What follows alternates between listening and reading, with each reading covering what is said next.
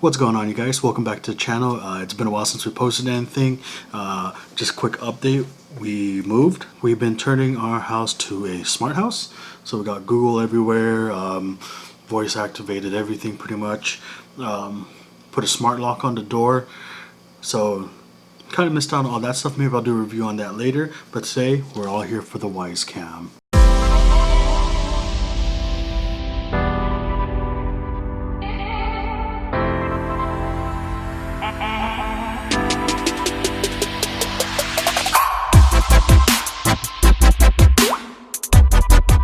Picked these up at Micro Center.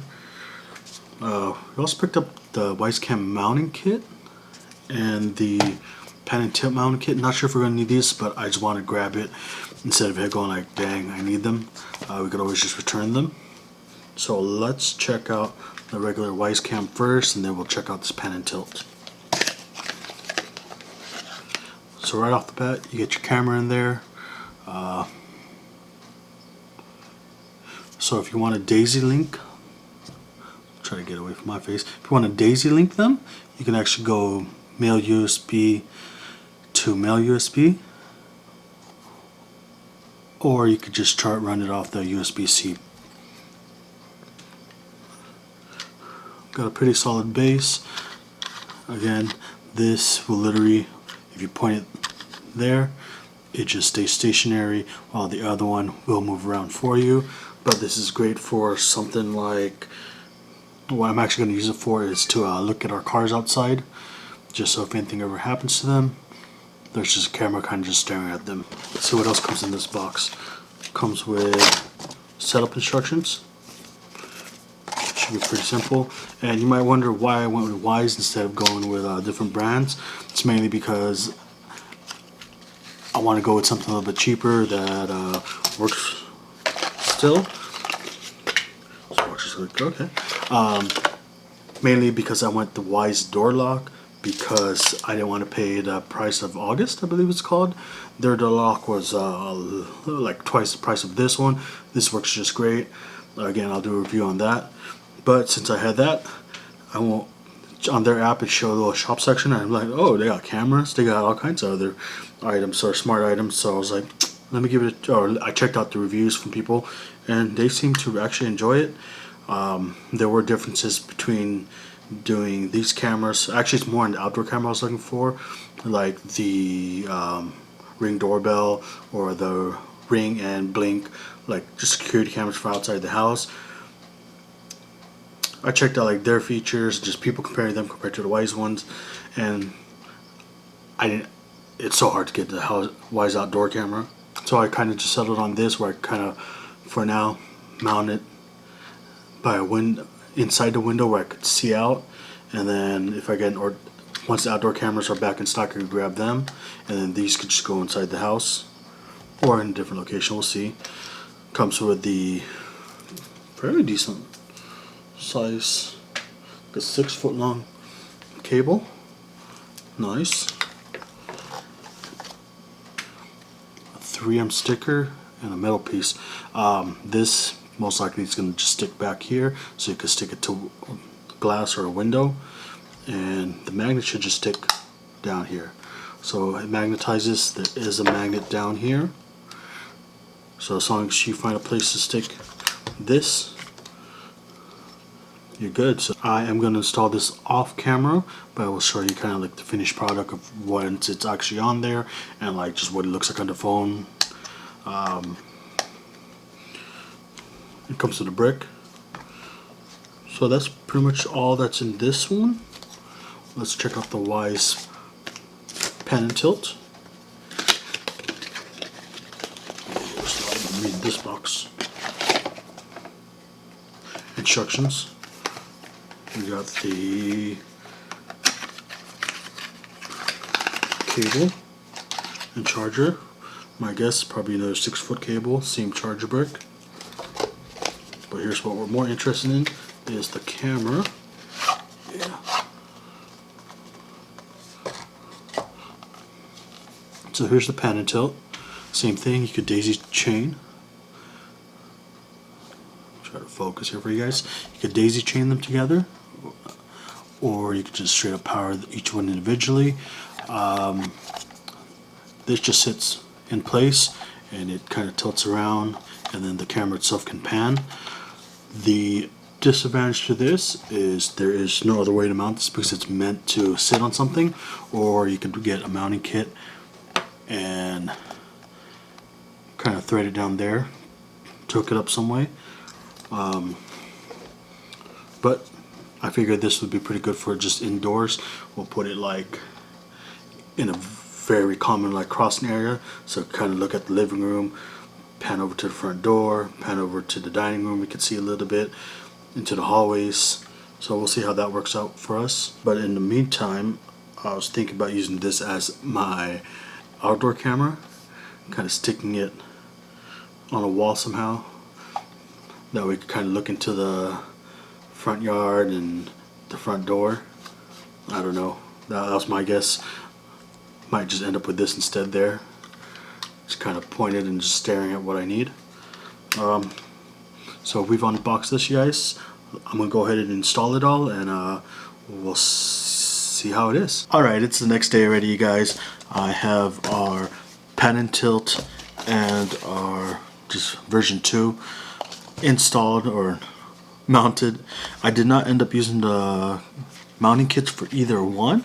So my original plan, the stationary camera was supposed to just point out to the parking lot, and I was going to put it through a window or behind a window, and then the pan and tilt I was going to put it behind a window as well to stare outside. So I wasn't really concerned about what's happening inside the house. I just wanted to see what was going on outside.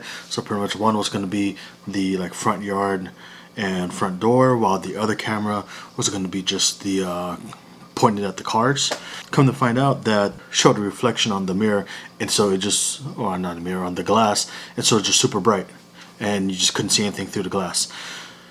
So I ended up just doing the pan and tilt actually in our living room. So in our living room it can point at, you could see both hallways to the bedroom, you could see our living room, kind of see the front door, and you could get a peek into the kitchen and our dining area.